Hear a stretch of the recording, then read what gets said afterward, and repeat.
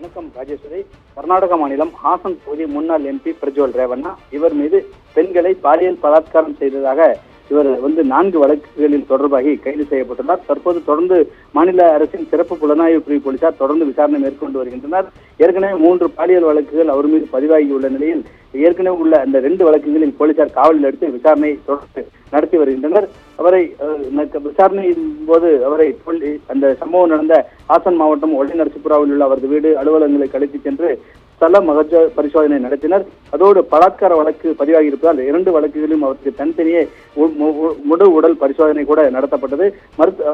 அதுபோல போலீஸ் விசாரணைக்கு அவர் முழுமையாக ஒத்துழைப்பு வழங்கவில்லை என்ற குற்றச்சாட்டும் எழுந்தது.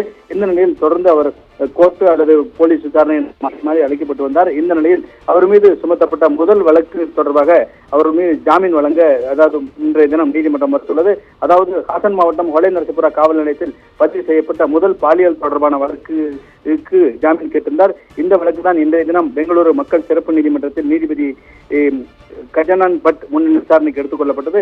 விசாரணை நடத்திய நீதிபதிகள் குழு ஜாமீன் மனுவை தள்ளுபடி செய்து உத்தரவிட்டுள்ளனர். ராஜேஸ்வரி.